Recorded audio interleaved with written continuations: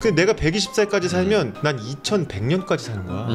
2100년에 난 뭐하고 있지를 생각해 본 적이 한 번도 없어. 맞아. 연도를 이렇게 찍어버리니까 이거 완전 다른 얘긴데. 사람들이 그래서 알지만 나 그거 모르는 좋았어. 거야. 배민 치밀리에 자격시험 그거 해서 우리한테 무슨 도움이 되는데 이거를 알지 못한 채로 그거 재미있잖아요. 우리가 얼마나 크게 소문나는 재치있는 일을 한지 모르죠. 이거 업계에서 난리예요. 그러니까 다 소용없는 얘기라는 거지.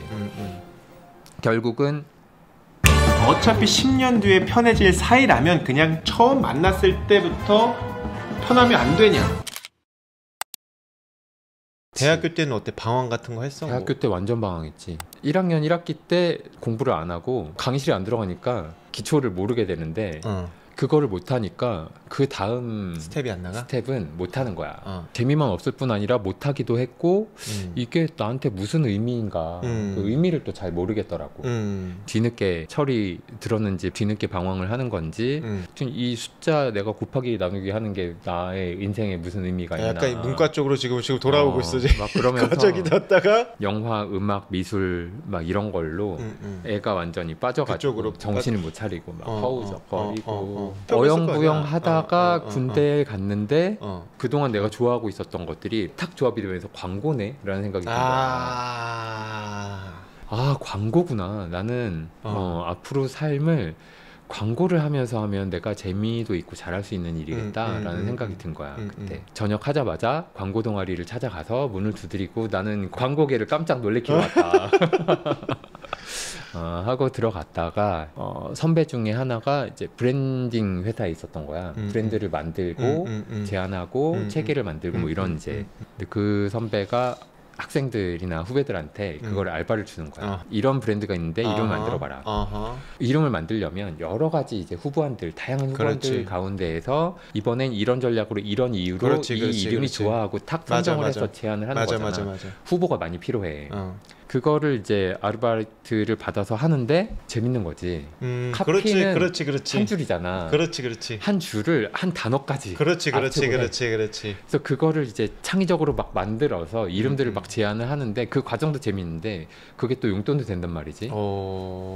대학 다니면서 그거를 하다가 자연스럽게 그 회사에 이제 포섭이 돼가지고. 나도 그래? 모르게 그 회사를 어느 순간 보니까 다니고 있더라고. 한 6년 얼마? 7년 가까이 그 회사에서 일을 했었고. 오래 했네?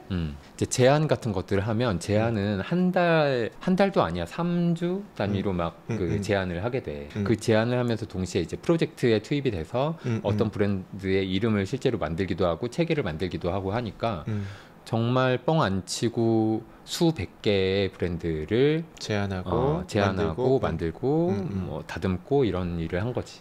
그때 어떻게 보면 좀 실력과 일하는 방법 이런 것들을 좀 확 다졌구나. 그치. 그때는 고생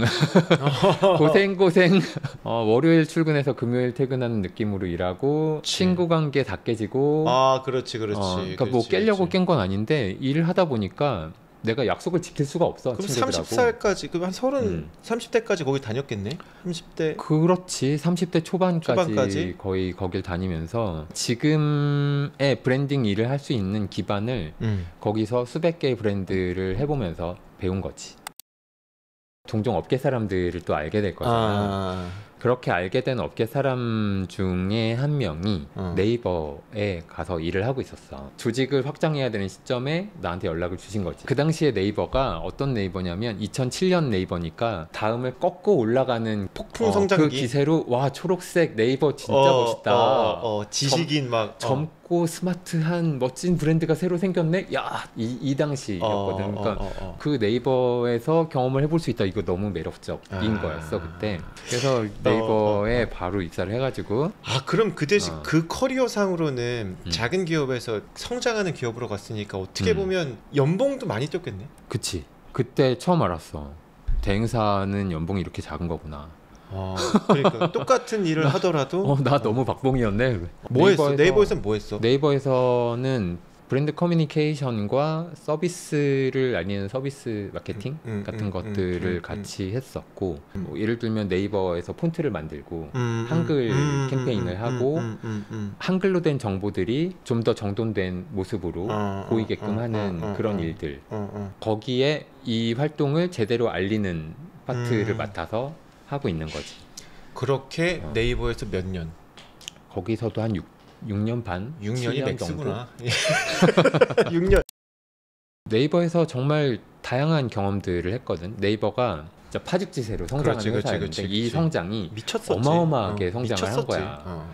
내가 입사했을 때 한 2,000 몇백 명 정도 회사였는데 나올 때는 한 10,000명 넘는 글로벌 큰 회사가 된 상태에서 나왔으니까 어마어마하게 크고 시스템이 갖춰진 회사가 됐었고 일을 하면서 점점 큰 회사가 되면 될수록 더 좀 재미없고 힘들었거든. 글에 있던 찰나에 네이버에서 디자이너로 일하던 김봉진 전설의 봉진이 배달의 민족 창업자 그분이 퇴사를 해서 뭔가 작은 이제 스타트업을 막 시작을 하고 뭐 그러고 있었는데 뉴스로 봤지.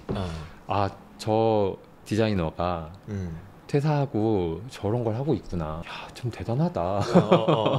라고 생각하고 있었는데 연락이 온 거야. 같이 하지 않겠는가. 김봉진 님이랑 네이버에 다니면서 같이 가깝게든 멀게든 일할 수 있는 기회들이 있었거든. 보게 되는 김봉진 이런 사람이 되게 좀 눈에 띄는 사람이었어. 뭘 한다 그러면 정말 제대로 끈기 있게 남다르게 잘하는 사람이어서 아, 저 사람 재밌는데? 라고 하고 있었기 때문에 만나러 갔는데 만나서 보니까 이야기도 되게 잘 통하고 그 회사에 대한 꿈, 비전 이런 것들을 막 얘기를 하는데 처음에는 이상한 얘기를 한다. 뭐 회사에서 무슨 배달 그냥 중국집에서 배달 시켜 먹는 거지 무슨 회사에서 가장 중요한 게 근면성실, 세일꾼 세일꾼 내가 이거 모르면 안 되는데 새시대 세일꾼 뭐 이런 얘기를 하는 거야. 저게 뭐야? 라고 생각을 했는데 이야기를 들으면서 보니 봉진님이 이 업에 대해서 이야기를 하는 것은 이 서비스의 제공자와 서비스를 받는 사람들 사이에 정보가 서로 원활하게 소통이 되지 못해서 제공자는 제공자대로 어렵고 사먹는 사람은 사먹는 사람대로 어려운 그런 업인데 여기에 IT를 넣어서 정보를 투명하게 만들어주면 생산자는 내 가게를 제대로 알릴 수 있고 소비자는 어떤 가게가 무슨 음식을 제공하는지를 알 수 있으면 생산자도 좋고 시켜 먹는 사람도 좋은 거야. 식당들은 잘하는 가게들 소문 나잖아. 그렇지. 전단지만 뿌리는 배달 음식점이 소문이 날 수 있나? 없거든. 그러니까 시켜 먹는 사람들은 배달 음식 시켜 먹으면 그저 그런 음식들만 오는 거야. 어제 옆집에서 시켜 먹은 그저 그런 음식을 오늘 나도 시켜 먹고 있고 평점 받으면 2점 3점 받을 식당이 계속 손님들 바꿔가면서 장사도 하고 맞아. 성실한 가게들 소문도 안 나고 이게 이제 정보가 제대로 소통하지 않는 배달 업계의 실태였었던 거지. IT를 이용해서 정보가 없는 곳에 정보를 쏟아서 업계를 발전시킨다. 이 비전 자체가 너무 멋있는 거야. 두 번째, 회사가 왜 꼭 돈 받은 만큼 일하고 명령하고 착취하고 착취당하고 이런 재미없는 관계여야 돼? 일하고 싶어서 하고 즐거워서 일하고 일하는 사람들이 더 잘 일할 수 있게 서포트하고 일하는 사람들은 진심으로 회사가 잘 되는 게 그게 나에게 잘 될 수도 있는 이런 게 될 수도 있잖아 라는 그런 회사를 만들고 싶다 라는 것들이 여기저기서 막 이야기 속에서 보이는 거야. 그래서 그 두 가지 정보기술을 이용해서 혁신을 시킨다. 더 멋진 기업 문화를 만든다. 이거에 동의가 돼서 여기에 나도 합류를 하겠다. 전에 있던 회사에서 네이버로 갔을 때는 상의할 필요가 없어. 아내랑. 뭘 상의를 해. 당연한 거지. 근데 네이버에서 스타트업으로 어떻게 보면 상의를 할 법도 한 그런 이야기일 수 있잖아. 아내는 내가 그 회사에서 힘들어하던 것들을 보고 있었기 때문에 지지를 해줬지. 뭐 여러 가지 면에서 퇴보처럼 보이는 이직일 수 있는데 나는 너무 좋았어. 그럼 배민에서 몇 년 했지? 11년 됐지. 배민에서 오래 했구나. 엄청 오래 있었네. 그 하여튼 어쨌든 네이버도 성장기에 들어가서 성장하는 회사에 있었고 배민은 더 심했겠지. 자기는 있어서 엄청 성장하는 그 성장기 회사를 계속 있었던 거네. 성장하는 회사에 있었기 때문에 그렇게 오랫동안 지치지 않고 일을 할 수 있었던 것 같아. 처음에 입사할 때는 한 50명 정도 되는 되게 작은 회사였었거든. 누가 무슨 일을 어떻게 하고 있는지 굳이 뭐 평가나 뭐 하지 않아도 다 여기서 보여. 쓱 보면 다 보이죠. 다 보여. 그래서 무슨 일을 해야 될 때 너무 쉽게 누구 찾아서 뭐 어때요? 라고 바로 물어보고 그 자리에서 뚝뚝뚝 쳐가지고 끝내고 쿼리 뽑아서 자료 찾아주고 그치. 그 자리에서 옆 사람이랑 얘기해서 뭐 만들고 웹페이지 바로 얹고 막 이렇게 효율성의 할 수 있는 극대화 작은 조직의 힘이지. 회사. 에서 해마다 한 2배씩 막 늘어가지고 그러니까, 100명, 200명, 400명, 800명, 1600명 이렇게 늘어가지고 팬들, 소수의 팬들이 좋아하는 회사에서 대중적으로 떠오르는 회사, 대중적인 회사, 이제 공룡, 주라기 백악기 공룡 되고 그랬으니까 지금은 뭐 이제 고인물이지, 고인돌이지. 지금은 완전 화석이지, 화석. 동네북 악덕 공룡. 이 업을 처음 할 때는 내가 이름 짓는 걸로 시작을 했잖아. 어떻게 보면 그거는 이름을 짓는 기술이야. 결국은 사람들한테 매력 있게 보일 수 있게 하는 글을 쓰는 기술이라던가 핵심 포인트를 찾아서 설득하는 기술이라던가 이런 것들을 주로 하게 되거든. 근데 이게 그냥 쟤네들 한가하게 예쁜 일 하고 있네가 되지 않으려면 결국은 이 일이 어디에 어떻게 영향을 미쳐서 누구에게 도움이 되는 일을 하는가 여기에 딱 닿아 있지 않으면 안 되거든. 결국은 기술을 부리는 일부터 시작해서 점점 내가 이 회사에 어떤 영향을 미치는 이 일을 만들어내고 있나 여기까지 점점 가까이 가게 되는 여정인 것 같아. 회사에서 뭐 그런 얘기 하잖아. 회장님도 그게 우리한테 도움이 됩니까? 돈이 됩니까? 결국 무슨 도움이 되는데 약간 이런 질문을 계속하지. 주주, 경영자에서는 캠페인 되게 카피가 감동적인 뭐 이걸 했네요. 이게 중요한 게 아니고 그치. 그걸 해서 우리한테 어떤 도움이 됐지? 이게 중요한 거야. 그게 저 사람은 브랜드를 이해를 못해서 저 사람은 삭막해서 돈밖에 몰라서 그러는 게 아니라 근본적으로 회사는 고객의 문제를 풀어주고 그 문제를 풀어줌을 통해서 고객한테 리워드를 얻는 일을 하는 게 회사거든. 고객한테 기여하지 않으면 안 되고 기여해도 고객한테 리워드를 얻지 않으면 안 돼. 결국은 이게 소통이 되게끔 만들어줘야 되고 회사를 구성하는 모든 사람들 개발자, 기획자, CS, 경영관리까지 고객한테 가치를 주는 일에 기여하지 못하고 있으면 그 일은 아닌 거야.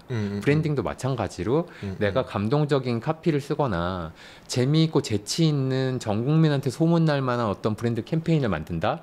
그거 자체가 목적이 아니라 그렇지. 그걸 통해서 그거 우리가 왜 하는 건데 배민 치밀리에 자격시험 그거 해서 우리한테 무슨 도움이 되는데 이거를 알지 못한 채로 그거 재미있잖아요. 우리가 얼마나 크게 소문나는 재치있는 일을 한지 모르죠. 이거 업계에서 난리예요.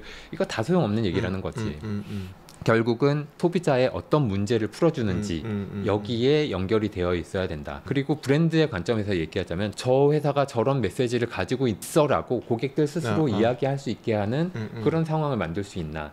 이게 브랜딩의 궁극인 것 같고 여기까지 오면 사실은 이 문제 해결을 위해서 하는 일은 이름을 만들거나 거기에 어울리는 디자인을 만드는 일이 아니라 이 문제를 해결할 수 있는 한 줄의 코드를 만드는 일이나 이 문제를 해결할 수 있는 심플한 시각적 그런 걸 찾아내는 일이나 저 배민은 정말 그렇구나 끄덕끄덕이 느껴지게 하는 한 사람의 상담으로 이거를 해결이 될 수도 있고 그렇게 보면 브랜딩이란 결국 문제풀이의 모든 것 소비자가 가지고 있는 문제와 우리 회사, 우리 브랜드가 가지고 있는 문제를 푸는 모든 것이 될 수 있고 이 과정 자체가 내가 되게 즐기고 좋아하고 그리고 여태까지 해왔던 일의 코어, 핵심 같은 일이구나라는 거를 서서히 알게 된 것 같아.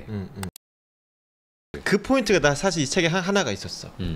이제 우리 평균 수명이 100세 이렇게 들어간다. 120세 여기서 이제 120세까지 살 거다라는 이야기가 있잖아. 그럼 2080년에 넌 뭐 하고 있을 거야라고 하는 게 그게 꽂힌 거야. 근데 내가 120살까지 살면 난 2100년까지 사는 거야. 2100년에 난 뭐 하고 있지를 생각해 본 적이 한 번도 없어. 맞아. 난 120살까지 살겠지는 생각해 본 적이 있지. 근데 연도를 이렇게 찍어버리니까 이거 완전 다른 얘기인데? 사람들이 그래서 알지만 모르는 거야. 120살까지 살 거야. 2080년도? 뭐라고? 그렇겠지. 그리고 거기에 대해서 생각을 안 해. 그러니까 그 캘린더를 눈에 탁 보잖아. 그러면 완전 느낌이 내년에 2월 29일 있게 없게. 내년에 2월 29일? 2024년이니까 있지. 오! 천재. 이러면서 자연스럽게 홍보. 이게 올해 내가 만든 굿즈야. 1년 단위로 보는 거 좋다. 저렇게 길게 볼 때만 보이는 그런 것들이 있는 것 같아. 맞아. 그러니까 기업에서도 우리가 어떤 뭐 기업에서 반년 후 계획은 세우지. 근데 3년 후 계획 뭐 잘 모르거든. 특히 이렇게 빨리 돌아가는 IT 회사에서는. 근데 3년 후 계획을 잘 모른다고 아무 생각도 안 하고 있으면 그냥 계속 하던 거 계속 하다가 점점 가라앉는 거야. 그렇지. 그럼 3년 후 계획, 5년 후 계획을 어떻게 세우냐? 30년 전에는 어땠는지를 보고 30년 후를 보고 10년 후는 어떨지 보고 5년 후는 어떨지를 보는 거야. 그러면 5년 후가 어떨지가 보여. 그치. 30년 뒤 배달 어떻게 될까? 배달원들이 오토바이에 싣고 와가지고 띵동 벨 누르고 여기 문 앞에 두고 갑니다 이럴까? 아파트는 확실히 로봇가 바로 할 것 같아. 아니거든? 아파트는. 그치. 30년 뒤에는 그러고 있을 거라는 게 너무 명확하면 너무 명확하지. 5년 뒤에 어떻게? 거기에 우리가 계획이 서는 거야. 그래서 배민 로봇 그거 하잖아. 그치. 사람도 마찬가지인데 20년 뒤에 뭘 하고 있을까 모르지. 지금 스케일에서 내년에 뭐 할까를 두고 내년보다 20년 뒤에는 뭐 할까요? 라고 하면 모르는데 2080년 캘린더를 내가 볼 거라고 생각하면 그러면 그때는 정년 퇴직할 나이니까 나는 퇴직하고 유유자적 쉬고 있겠지 이런 상상 전혀 할 수가 완전 미스 상상인 거지. 근데 이렇게 생각해 보지 않으면 뭐 40세가 되면 일의 정점에 있고 뭐 이런 생각들을 하는 건데 전혀 아니지. 40세 애기지. 130까지 살면 당신이 60세 때 당신보다 어린 사람들보다 당신보다 나이가 많은 사람이 훨씬 많아. 그 사람들은 어떻게? 누구한테 일을 의뢰하고 살아? 80세의 장년 어르신이 솜씨도 있고 경력도 있고 말통하는 일꾼은 60세야. 그렇지, 젊은 애. 60세인 내가 할 일이 왜 없겠어. 엄청 많을 거야. 그때 어디 무슨 회사 들어가서 뭘 하고 있으란 얘기가 아니라 내가 가지고 있는 여러 가지의 경험, 직접 경험, 간접 경험, 내가 느낀 것들, 나의 기획력들 이런 것들을 가지고 그 시대의 필요에 맞는 어떤 일들을 또 만들어내고 기획하면서 살고 있겠지. 그래서 어떤 구체적인 기술 자체가 필요한 게 아니라 어떤 상황에서 무엇을 더 낮게 만들 수 있는 능력 이런 것들을 가지고 있는 게 핵심인 것 같아. 이건 자르면 안 돼? 그래서 요만한 사이즈 전체 여기다가 약간 목표 쓰기를 약간 원했어. 그래서 I'm growing every day 라고 했죠. 그 이거는 이게 약간 내 회심의 그 어디에도 없는 마인드 플래너라고 이랬어. 글자나 메시지가 나와. 그 메시지 100개를 내가 다 썼어. 감사합니다. 감사합니다.